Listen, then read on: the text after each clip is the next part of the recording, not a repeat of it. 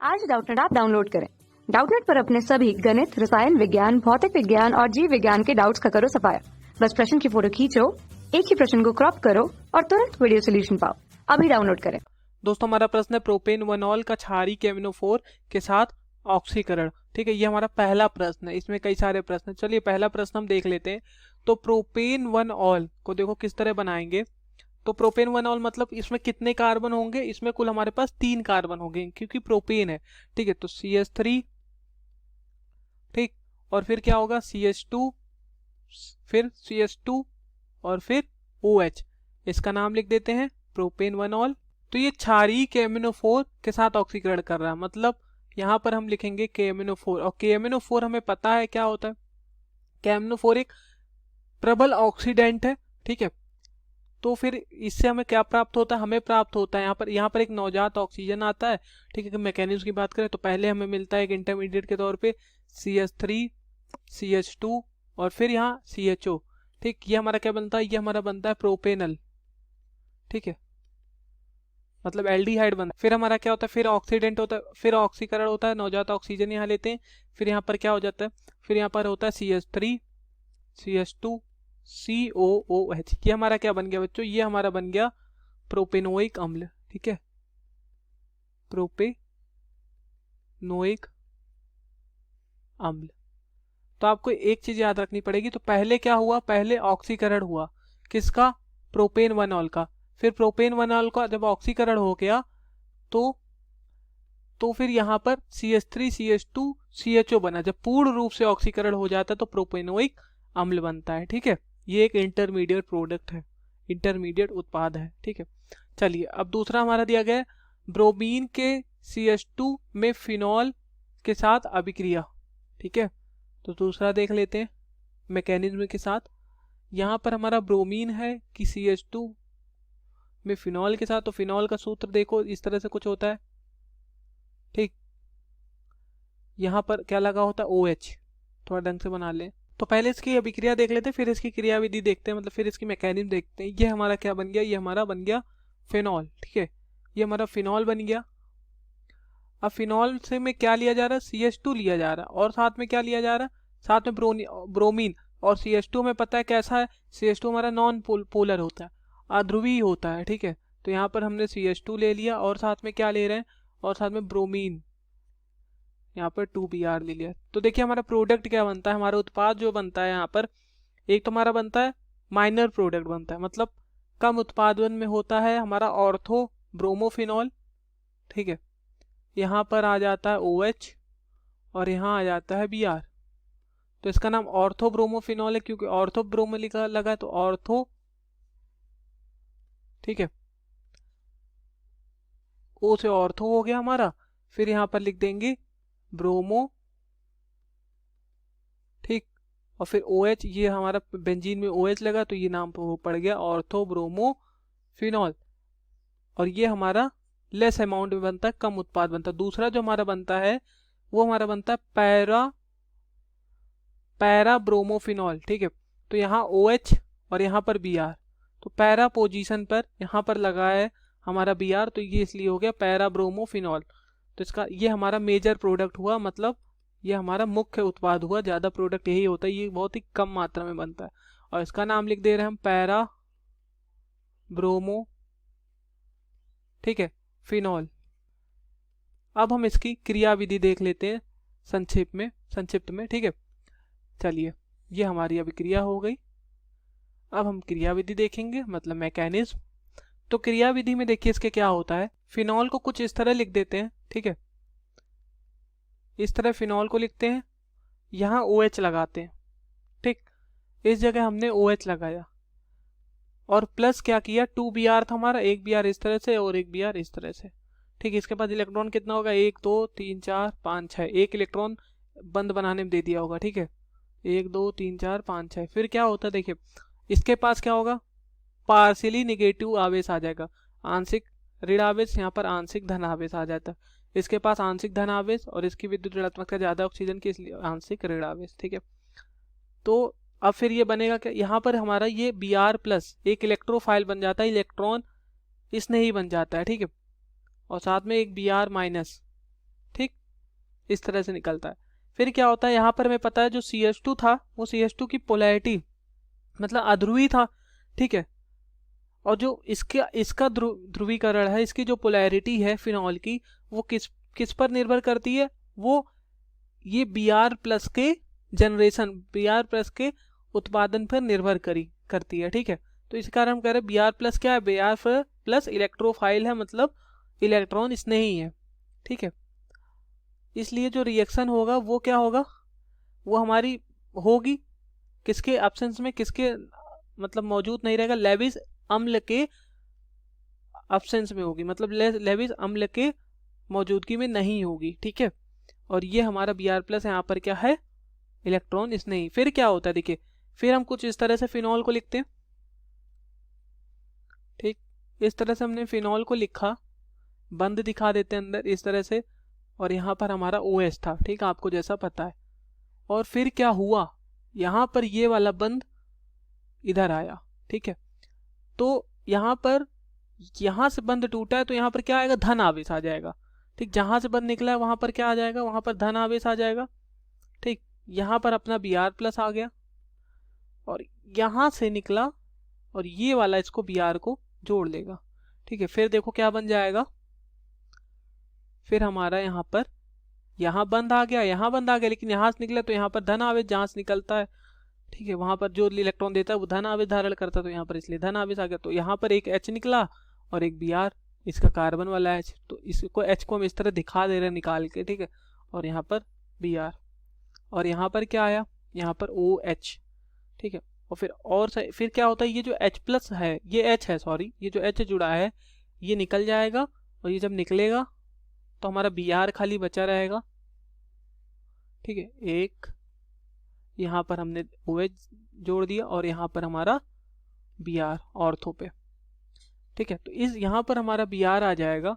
अब H+ ion जो हुआ हमारा वो निकल चुका है, ठीक है, H+ हमारा निकल गया, समझ गए। तो इस तरह हमारा आर्थो ब्रोमोफिनॉल बना, समझे। और इसी तरह इसी प्रकार हमारा ये पैरा ब्रोमोफिनॉल भी बन जाता है। तो ये हमारी क्रियाविधि हो गई संक्षिप्त में, ठीक है। अब हमारा क्या दिया गया है, तीसरा हमारा दिया गया है तनु HNO3 की फिनॉल से अभिक्रिया। चलिए देखते हैं, चलिए अब तीसरे वाले को समझते हैं कि कैसे क्या हुआ, ठीक है। तो तीसरे वाले में क्या है, देखिए हमारा फिनॉल है। फिनॉल हम जानते हैं किस तरह बनता है, ऊपर OH लग जाता है बेंजीन समूह में, बेंजीन रिंग में, ठीक है। तो हमारी बेंजीन रिंग कुछ इस तरह, ठीक है। अब जब इसका हम करेंगे डाइल्यूट HNO3 मतलब तनु नाइट्रिक अम्ल, ठीक। तो यहाँ पर हमें दो उत्पाद बनते हैं, एक क्या बनता है, एक हमारा बनता है आर्थो नाइट्रोफिनॉल, ठीक है। यहाँ पर OH लग जाएगा और यहाँ पर NO2 लग जाएगा, और दूसरे में क्या होता है NO2 यहाँ पर लग जाता है, मतलब जैसे यहाँ पर क्या बन जाता है, यहाँ पर बन जाता है पैरा ब्रोमोफिनॉल। यहाँ क्या लगा, OH लगा, और यहाँ पर सॉरी पैरा नाइट्रोफिनॉल, ठीक है, नॉट ब्रोमो। देखिए ये पैरा नाइट्रोफिनॉल बना है और हमारा नाइट्रो समूह यहाँ लगा है इस जगह, तभी इसका नाइट्रो बोल रहे हैं। फिनॉल है तो नाइट्रो समूह फिनॉल लग गया तो नाइट्रोफिनॉल, और ऑर्थो पोजीशन पे लगा है और यहाँ पर पैरा पोजीशन पे लगा, इसलिए पैरा नाइट्रोफिनॉल, यहाँ पर ऑर्थो नाइट्रोफिनॉल, ठीक है। ये निम्न ताप पर 298 केल्विन पर तनु नाइट्रिक अम्ल के साथ, ठीक है, तनु नाइट्रिक अम्ल के साथ फिनॉल के नाइट्रोकरण से ऑर्थो नाइट्रोफिनॉल और पैरा नाइट्रोफिनॉल प्राप्त होते हैं, ठीक। इन दोनों का मिश्रण प्राप्त होता है, ठीक। कितने तापमान पर, 298 केल्विन तापमान पर, ठीक है। ये निम्न ताप है, इसमें इन दोनों का हमें मिश्रण प्राप्त हुआ, ठीक है। आर्थो जो है हमारा, आर्थो और जो पैरा है, ठीक है, को वाष्पीय आसवन द्वारा पृथक किया जाता है, एक दूसरे को अलग किया जाता है, किसके द्वारा, ये मिश्रण के रूप में हमें प्राप्त होता है, तो इसको वाष्पीय आसवन के द्वारा पृथक किया जाता है। तो आंतर आणविक हाइड्रोजन आबंध के कारण, ठीक है, अगर मैं दिखाऊं इसमें आर्थो नाइट्रोफिनॉल में अगर हम हाइड्रोजन बंध दिखाएं तो देखो किस तरह से होगा। यहाँ पर हमारा है एक बेंजीन रिंग, ठीक है, और यहाँ पर हमने इस तरह थोड़ा घुमा के OH लिख दिया, इसको घुमा दिया तो यहाँ पर O आ गया और ये H आ गया, ठीक है। और नाइट्रो समूह को इस तरह लिखा, यहाँ पर N है और यहाँ O है और यहाँ पर क्या, दो बंद O है, ठीक। तो यहाँ पर क्या हो रहा है, इस जगह क्या हो रहा है, यहाँ पर यहाँ पर क्या होता है, आर्थोनाइट्रोफिनॉल में क्या होता है, आपको दिखा रहा होगा कि आंतर आणविक हाइड्रोजन आबंध लग रहा है, ठीक है, यहाँ पर देखो, ठीक। और इसी आंतर आणविक हाइड्रोजन आबंध के कारण आर्थोनाइट्रोफिनॉल भाप द्वारा वाष्पित होती है। जबकि अगर हम पैरानाइट्रोफिनॉल की बात करते हैं तो पैरानाइट्रोफिनॉल में क्या है, अंतरा आणविक हाइड्रोजन आबंध विद्यमान है, ठीक है। अगर हम पैरानाइट्रोफिनॉल को बनाए तो देखो किसी कुछ इस तरह हमारा होगा, ये हमारा बन गया एक बेंजीन रिंग, ठीक है, ठीक। यहाँ एक बंद, यहाँ एक बंद और यहाँ पर एक बंद, और यहाँ पर हमारा एक OH समूह, ठीक है, इस तरह बंद को दिखा रहे हैं। फिर यहाँ पर क्या हो रहा है, यहाँ पर N है, यहाँ 2 बंद ऑक्सीजन है, यहाँ एक बंद ऑक्सीजन, फिर यहाँ से एक बंद से यहाँ HO जुड़ा है, OH जुड़ा है, और फिर यहाँ पर एक बेंजीन समूह आ गया है, ठीक है। देखिए इस तरह से यहाँ एक बंद, यहाँ एक बंद, यहाँ एक बंद, ठीक, तो टेढ़ा बन गया, यहाँ N, यहाँ 2 बंद हो, यहाँ एक बंद O, ठीक है। तो आपको दिख रहा होगा कि ये हमारा, देखिए थोड़ा यहाँ आप आओगे तो देखो यहाँ पर अंतरा आणविक आपको हाइड्रोजन आबंध दिख रहा है, ठीक है, अंतरा आणविक हाइड्रोजन आबंध दिख रहा है। ये क्या है, ये हमारा पैरानाइट्रोफिनॉल है, ठीक। अंतरा हाइड्रोजन आबंध विद्यमान होता है जिससे अणु क्या होते हैं, संगुणित हो जाते हैं, ठीक है। और पैरानाइट्रोफिनॉल इसीलिए क्या होता है, कम वाष्पशील होता है, समझ गए। यहाँ पर क्या है, ये हमारा आर्थो है, जहां पर क्या आंतर आणविक हाइड्रोजन आबंध है। यहाँ पर कौन सा आबंध है, अंतरा आणविक हाइड्रोजन आबंध, ठीक है, समझ गए। चलिए अब हमारा अगला क्या दिया गया है, चौथा प्रश्न। चौथा प्रश्न हमारा दिया गया है, फिनॉल की जलीय NaOH की उपस्थिति में क्लोरोफॉर्म के साथ अभिक्रिया कराते हैं तब क्या होता है, चलिए देखते हैं। तो देखो चौथा क्या है, फिनॉल की जलीय NaOH के साथ, देखो इस तरह यहाँ देखते हैं, जब हम फिनॉल लिया, यहाँ पर हमने फिनॉल बना लिया, ठीक है, इस तरह से, और कह रहा है कि हमारा क्लोरोफॉर्म भी लेते हैं, ठीक, ये OH हमारा हो गया, और यहाँ पर हमारा ले लिया हमने CHCl3 मतलब क्लोरोफॉर्म, साथ में ले लिया NaOH सोडियम हाइड्रो ऑक्साइड, और ये NaOH कैसा एक्वस है, ठीक, जैसा कि आपको दिख रहा है यहाँ पर कहा गया जलीय NaOH की उपस्थिति में क्लोरोफॉर्म के साथ अभिक्रिया, ठीक। चलिए हमने इसको सही से लिख दिया। फिर देखिए हमें एक मध्यवर्ती प्राप्त होता है, मतलब एक इंटरमीडिएट प्राप्त होता है हमें, वो क्या होता है, वो यहाँ पर हमारा एक इस तरह बेंजीन समूह, बेंजीन रिंग बन जाता है, सॉरी बेंजीन समूह नहीं, बेंजीन रिंग बन जाता है। और यहाँ पर क्या होता है, यहाँ पर O- आयन और Na+, और यहाँ पर क्या लग जाता है, यहाँ पर लग जाता है CHCl2 जब अभिक्रिया कराते हैं, ठीक है। ये हमारा बन गया, ये हमारा है इंटरमीडिएट मतलब मध्यवर्ती हिंदी में बोलते हैं, ठीक है। फिर इससे होके गुजर के अभिक्रिया जानते हैं, फिर इससे बनता है हमारा, ठीक, जो हमारा मेन उत्पाद होता है, मुख्य उत्पाद होता है, ठीक है। और फिर हमारा NaOH के साथ अभिक्रिया होती है, और NaOH के साथ अभिक्रिया होके देखिए क्या प्राप्त होगा हमें, तब हमें यहाँ पर प्राप्त होता है, ये इस तरह बेंजीन रिंग बन जाएगी, ठीक है, ठीक है।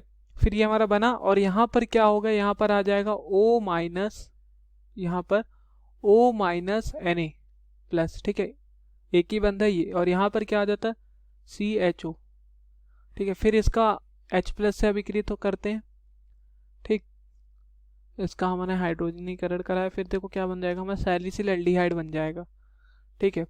यहाँ पर Na+ हट जाता है और ये H जाके जुड़ जाता है, तो देखो क्या प्राप्त होगा यहाँ पर, यहाँ मैं नीचे बना दे रहा हूँ जो प्राप्त हो रहा है, ये हमारा यहाँ पर लग जाएगा हमारा OH, और यहाँ लग जाएगा एल्डिहाइड समूह CHO, और इसका नाम अगर हम लिखें, ये देखो O है, ठीक है, इसका नाम अगर हम लिखें तो नाम क्या है, सैलिसिलिड, ठीक है, सैली, ठीक, सैलिड, सैलिडहाइड, ठीक है, ये इसका नाम है, ठीक, सैलिसिल एल्डिहाइड, ठीक। तो फिनॉल में क्या होता है, ये देखिए, ये जो हमने अभिक्रिया लिखी है ये पूरी, यहाँ क्या हुआ, ये हमारी एक राइमर-टाइमन अभिक्रिया है, ठीक है। कौन सी अभिक्रिया है ये पूरी, इस अभिक्रिया का जो नाम है हमारा, ठीक है, इसका अभिक्रिया का नाम है राइमर-टाइमन अभिक्रिया, ठीक, क्या नाम है, राइमर-टाइमन अभिक्रिया। अब हम यहाँ नाम लिख देते हैं, तो ये जो फिनॉल की सोडियम हाइड्रोक्साइड की राइमेटिमन अभिक्रिया है, तो फिनॉल की जो हमारी सोडियम हाइड्रोक्साइड की उपस्थिति में क्लोरोफॉर्म के साथ, ये क्लोरोफॉर्म है, ठीक है, क्लोरोफॉर्म के साथ अभिक्रिया से बेंजीन में जो CHO समूह होता है, ठीक है, CHO समूह जो होता है हमारा, ये समूह जो होता है CHO समूह, ये ऑर्थो स्थिति पे प्रवेश कर देता है, ठीक है, ये CHO समूह ऑर्थो स्थिति पे प्रवेश कर देता है। फिर क्या होता है, इस अभिक्रिया से राइमर-टीमन अभिक्रिया कहते हैं, ठीक है। तो प्रतिस्थापन मध्यवर्ती जो हुआ वो बेंजिल क्लोराइड क्षार की उपस्थिति में अपघटित होकर सैलिसिल एल्डिहाइड बना देता है। समझ गए? तो उम्मीद करता हूँ आपको सारी अभिक्रियाएं समझ में आ गई होंगी। धन्यवाद। कक्षा 6 से 12वीं से लेकर नीट, IIT, JEE वो एडवांस के लेवल तक 1 करोड़ से ज्यादा छात्रों का भरोसा। आज ही डाउनलोड करें डाउटनेट ऐप या व्हाट्सएप करें अपने सारे डाउट्स 8400 400 400 पर।